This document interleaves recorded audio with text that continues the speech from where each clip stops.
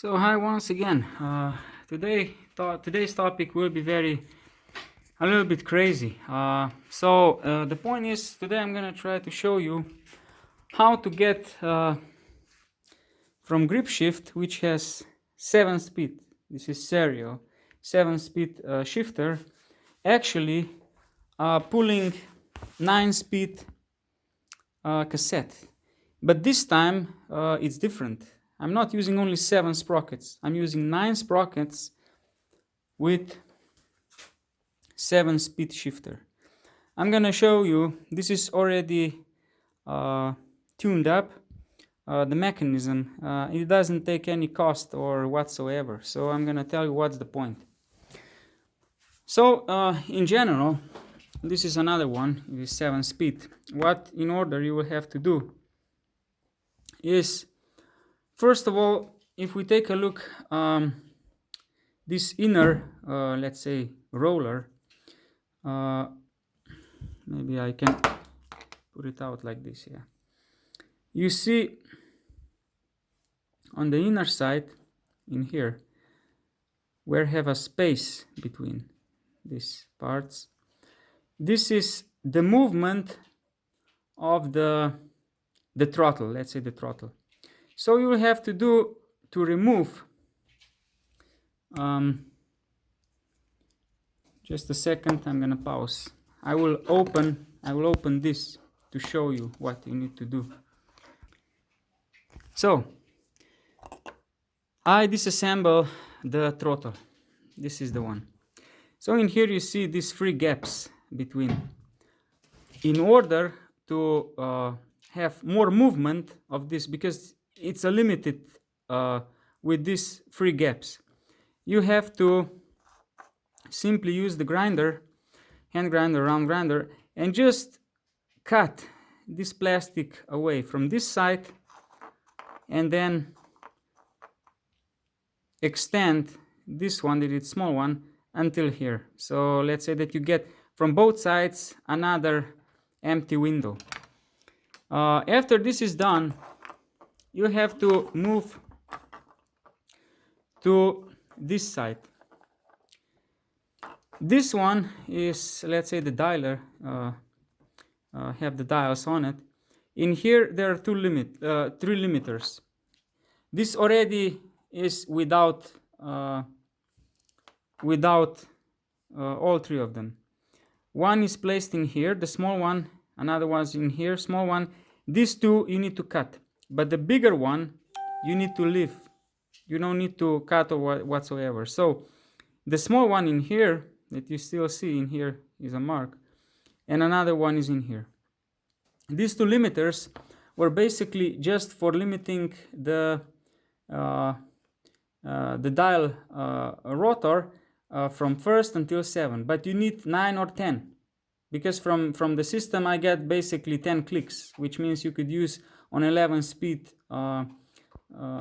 cassettes. Then we move to the internal parts. In here, this is a little bit different. It's much more modern type of grip shift, but this limiter in here need to remove. So you gotta have in here smooth surface, same like this one. You just use the hand grinder and remove this border, because this will allow you to move with the, okay, this is like this, with the clutch, and this is the clutch. You will be able to move altogether more backwards than normally. And at the end as well, where the wire, you see in here the wire comes on this segment in here, and I'm going to show you on the bicycle because this is already installed. In here you can see, okay, where's the mark? These scratches in here, this was the big limiter before I show you, that need to be removed. And also, because this is the older version of grip shift 7-speed, you also need to grind a little bit of let's say pad for the wire. And in here now we have on 1st gear, which is in here, you see. But the shifter itself, or the dialer, you will see it doesn't show any number, because now the shifting position, this, when you shift, the wire goes much more downwards than previous time. So in here I did another print. Of course, need to synchronize where the position is of 9 speed. And now if we pedal, it will be hard. It's hard to hold and pedal at the same time. You see, it's working quite fine all the way down the 9-speed cassette. See, now we're already on the 8 and 9.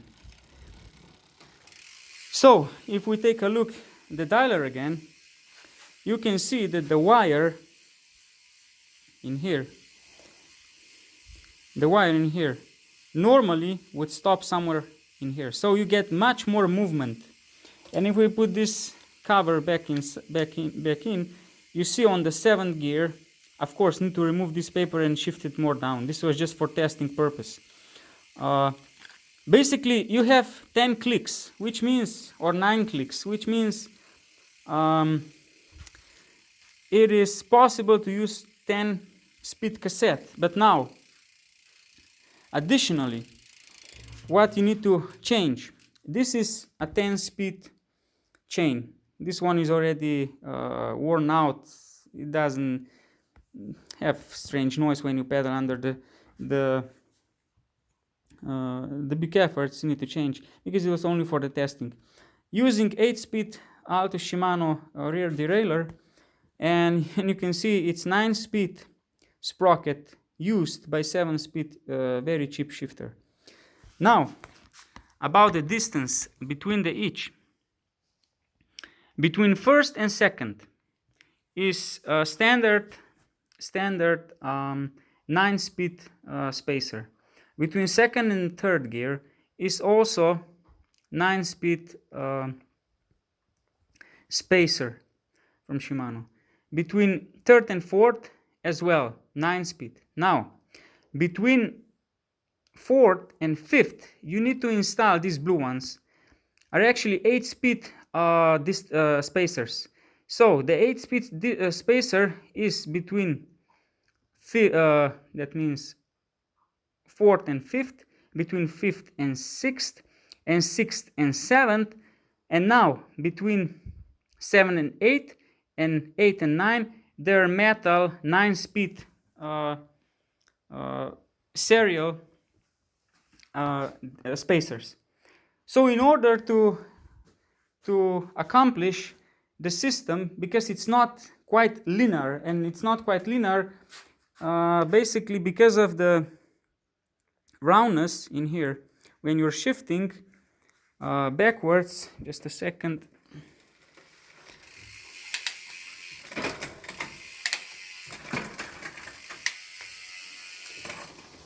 Yeah, no, we are not in first gear yet. No. Now, in here, inside, you see it's extended pathway. So we need to be as smooth as possible to be as close round of the original path. So because of that, you can play around with the spacers. So now someone will ask me, what's the point? Why it's not better to buy 9-speed shifter and using 9-speed sprocket? Let's say this way. I think grip shift is still the cheapest possible shifter on the market, and the factory doesn't tell you that from 7-speed you can actually shift 9-speed technology on the rear, and it's the fastest shifting. Even Di2, I think you still need to reach the button and press the button, and you're losing time. In here, your hand is always in the on the shifting position, so it's much more faster. It's reacting more faster than any kind of Di2.